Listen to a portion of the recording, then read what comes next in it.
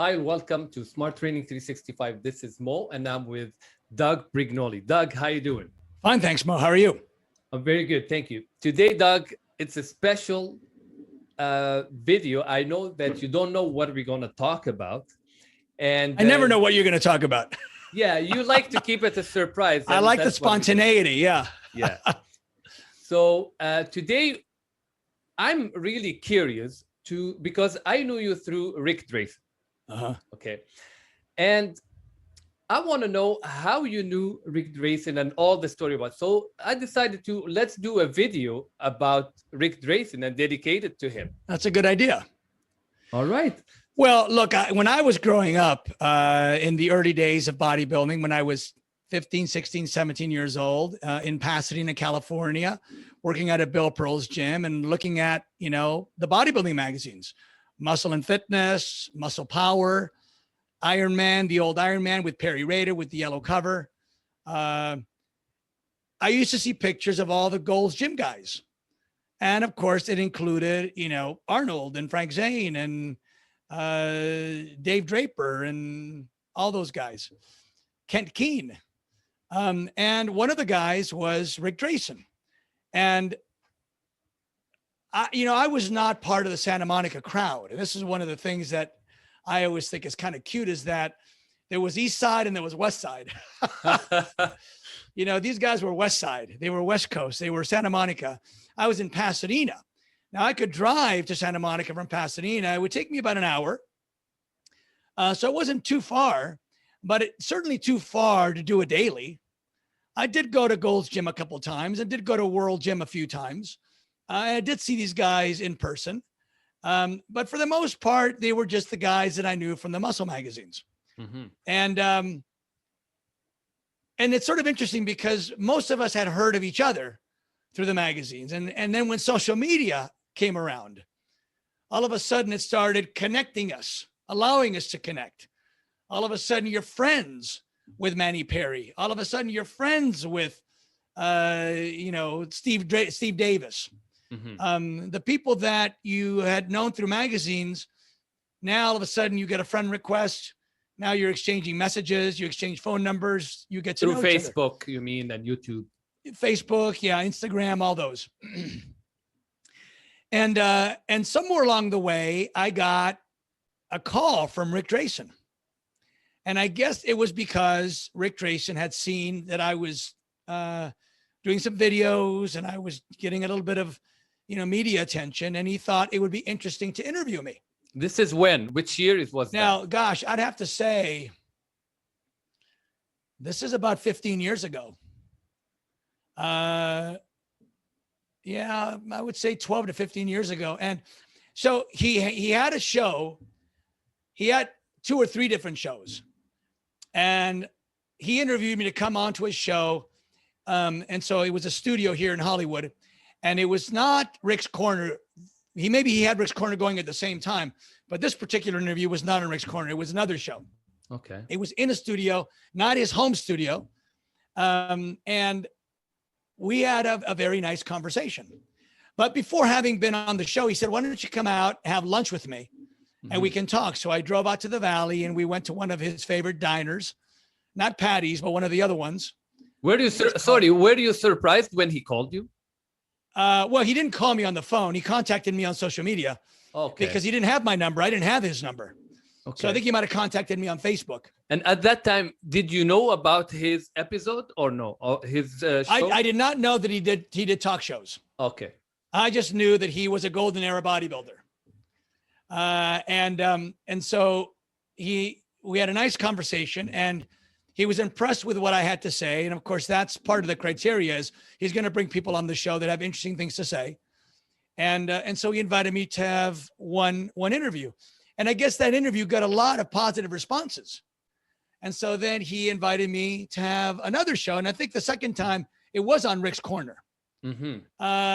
And Rick was always thinking about angles. What would the audience like to see? What would they like to know about? So he would usually say, I want to talk to you about, powerlifting, or I want to talk to you about, training your back or your pecs or something. So But I think whenever we would interview, I think I would always end up saying something drastically different than what he expected to hear, which of course not only made for better conversation, because, you know, he could react with some surprise and with some curiosity. And then you could tell I wasn't just BSing. I was, you know, coming at it from a very informed perspective. And, you know, I don't like following social media. Just, I'm going to be very public about this. You know, I don't like looking at comments, even when they're favorable. And that's because I don't need validation. I'm not seeking validation. And every once in a while, you'll get somebody who will say something negative, but it's come from a place that's completely not well informed. It's just critical for one thing or another. They're haters, right? There's always haters out there, and they'll say something negative. And so long ago, I came to the realization that either you care about what people think or you don't. If you care about the good stuff, you're going to care about the bad stuff. And the fact is that I don't use that as the place where I get my education, where I get my scientific information. I do research. That's where I get my information. And then I take that research, I take that information, and I put out there. And what you do with it is up to you. I don't need to know whether you like it. I don't need to know whether you dislike it. It's irrelevant to me either way. It's what I know. It's what I've proven. It's what I've seen. It's what I've studied. It's out there. It's meant to help you. It's meant to help you. That's the important part. And if I say something like, you know, the farmer carry is not a particularly good exercise, it's because I don't want you to waste time doing it. It's because I want you to understand there's better ways for you to spend time. Here are the reasons why, physiologically, physics-wise, that this exercise requires more work than you'll get benefit from. So if you don't like it, I'm sorry. But people are oftentimes very nasty if they don't like what you've said because they're emotionally invested in an exercise. Anyway, the point is that he told me that he was getting more positive responses when I was a guest than he was getting from any of the other guests.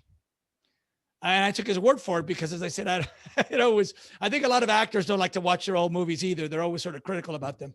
Right. But so he kept asking me to come back. And every time I came back, we became better and better friends. Pretty soon we were going out to lunch. Pretty soon we were going out to dinner. My Sorry, wasn't... did you connect with him from the first day?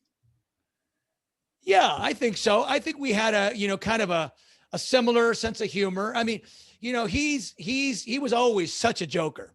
I mean, he literally could not say almost anything without somehow, you know, having some joke in there somewhere. So, and I'm not that jokey. I'm a little bit more serious. But I enjoyed his personality. I enjoyed that sense of humor.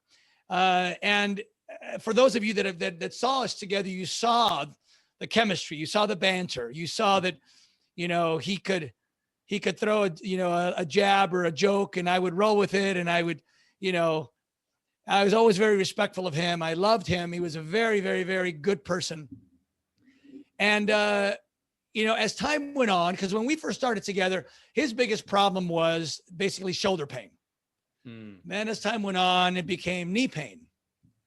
Then as time went on, it became congestive heart failure. He's in the hospital for this, in the hospital for that. Some of this may have been caused by medication he was taking for the knee or for something else. So who knows if these were interactive, or I don't know, but you know, his condition did seem to worsen little by little. And so he would rely on me more and more, but it was always a very good dynamic. He would basically say to me, listen, I want to do a show with you tomorrow. Are you up for that? Yes, that's fine. Could you stop up at the grocery store for me and get these things for me? Sure, absolutely. And listen, when we finish the show, would you mind helping me bathe? Gee, I thought you'd never ask. No, listen. So when I was in high school, we had a program called 414, meaning 4 months regular school, 1 month of elective class, 4 months of regular school. During that elective class, if you were a freshman or a sophomore, you had to stay on campus for your elective class, and they had a variety of offerings. If you were an upper class, junior or senior, you could go off campus. So in both my junior and senior year, I went to a hospital. That was my love. That's always been my love, is the body, the anatomy, health, wellness. And so I was 16 years old doing volunteer work at a local hospital and basically doing everything. I mean, the people that were there at the hospital saw this kid who was not afraid of anything, not squeamish at all. I was working in the emergency room and somebody comes in with gangrene on their legs, they hand me the scissors and they say, here, put these rubber gloves on and cut those pants off. So I'm cutting the pants off. I'm 16 years old. I'm seeing, flesh rotting, right? I went into surgery room. I saw brain surgery. I saw back surgery. I saw spinal fusion. 16 years old, 17 years old. I loved this stuff from the time I was a kid.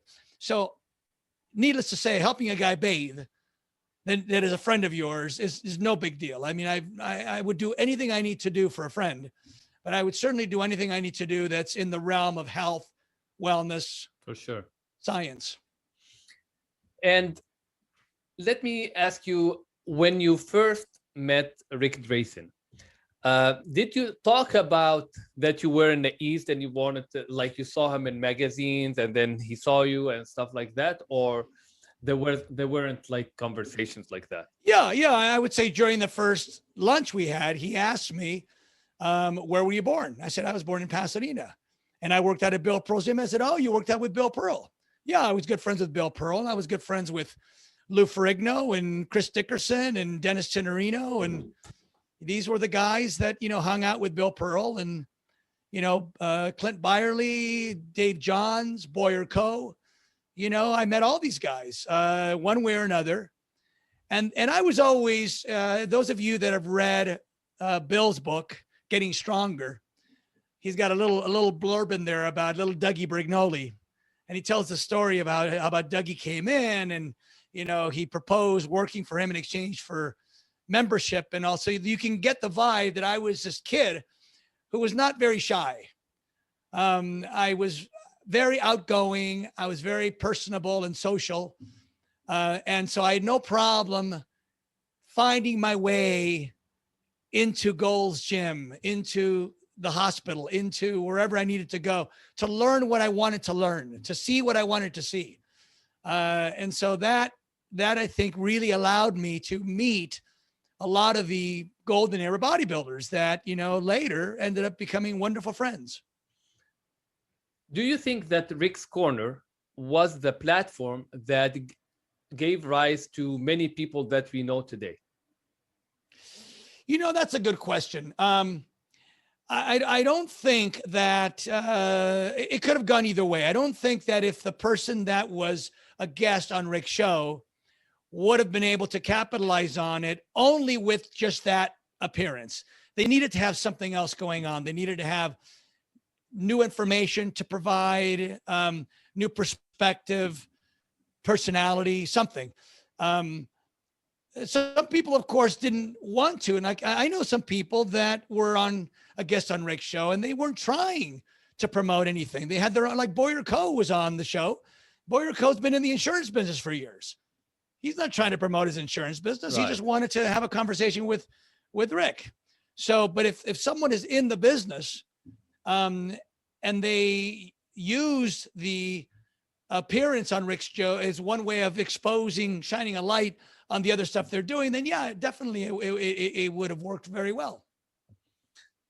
Tell me a story that nobody knows, never been told before with you, or a memory with you and Rick that you always remember. Gosh, that's a good question. What's funny is aside from the lunches that we've had and the dinners that we've had, and most often, sometimes it was just the two of us, and sometimes he'd bring a friend, I'd bring a friend. One time you came with us, you had a dinner with us one time. Yes. That was nice. That was nice. Yeah. And you were on the show. I'm glad that I asked you, do you mind asking Rick if we can do and it was fantastic. He invited me. I talked to him in his house. I gave him that Tunisian plate. I don't know where it is wonderful. now. Yeah. And it was a great memory. We also went to dinner together. Yeah, right. Yeah. Um, what I was going to say was, aside from those lunches and dinners, most of what happened between me and Rick happened in the public eye, happened right there on his show. I mean, my favorite memories of Rick were the ones on the show, the banter, the joking, sometimes the spontaneous thing that would just pop up and make us both laugh. Sometimes we would spend some time, before the show talking, sometimes after. He had a couple of turtles. He had a studio over here, and then he had his office over there. He had his desk and his computer, and he had a couple of turtles. And so when he started getting a little bit more compromised in his function, he would have me clean out the turtle tank, clean out the filters. And he would say, take those little filters out, and the other ones are underneath. And so I would feed the turtles, and I would, he was a fantastic guitarist. I don't know if you knew that, but he had in his little office area, he had 2 or 3 different guitars. Of course, later he got, as he was getting harder, his fingers got numb and he had less and less ability to play the guitar. But I did go to one birthday party of his that he invited me to, and his kids were there, his 2 sons and his daughter, and lots of friends. And I was surprised, actually, because of all the people that were there were no golden era bodybuilders there. That's strange. You would think that this golden era boy would have among his closest friends, the Frank Zanes and the Arnolds and all that. And yet none of those guys were there. I was the only known bodybuilder that was there. And I think he did actually say to me, he says, of all the friends that I've had throughout the years, I can't say that any of my closest friends were any of the golden era bodybuilders. He says, you're probably my best friend that is of that era. And I was a little bit younger, of course. I was not quite. I mean, when they were in their heyday, I was a teenager. I was just getting started. I might've been in a few teenage contests, but I still did not become a real name until later. Well, he told you that not toward the end, like early, right? Yeah, exactly. Yeah.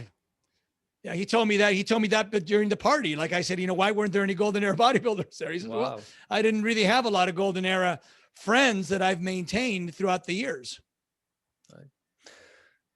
Well, is there anything you want to say about, like, to Rick, if he's hearing us right now? Gosh, I look at those pictures now of us, doing the videos, of course, and I see his smile. Yeah. And he had the greatest smile, didn't he? I mean, yes. He was a good looking guy, but he had a playfulness to his smile. God, I just can't really say enough about the fun we had when we would interact, because there was a certain dynamic that happened during those shows because the camera's rolling. That could not happen when we were having lunch or something. Those conversations were always low key. They were always sort of like, sort of fact based, my son is doing this, my daughter is doing that, my girlfriend is doing, that kind of thing. But we were on the show and the camera was on us both. We both sort of like came out of our shell and made jokes that we might not otherwise make. We showed a certain respect and a certain humility and a certain playfulness that pretty much only happened when that camera was rolling. I'm to be honest, also, I consider myself lucky, thanks to you, that we had that episode with him and went for dinner. It's a great memory, and I will make the picture that we have together the thumbnail of this video. Okay, that good. We dedicated for him. The lot of the people, I think we're finding out, a lot of the people that started learning about me and learning about my book and learning about my training methods and Smart Training 365, learned about it from, and are still learning about it, by the way, because those Rick Drayson's video, Rick's Corners videos are still being seen. Yes. In fact, sometimes I have to correct people because they write to me and they say, hey, I want that PDF for $50. It's like, well, I'm sorry, but there's no more PDF and there's not $50 anymore. It's a published book now.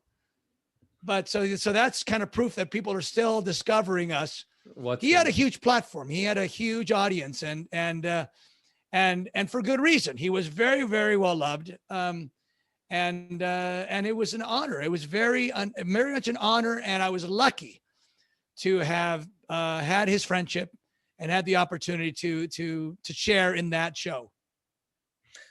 Well, thank you, Doug, for sharing with us those stories. And because I don't think if there is someone who knows you don't love Rick, you know, Right. he's loved by everyone. Yeah. And we're happy to at least do a video for him, you know, and for everything he did for me as well. Yeah. Fantastic. I agree with you 100%. Thank you, Doug. I hope Thank you you. enjoyed this video, and I'll see you in the next video.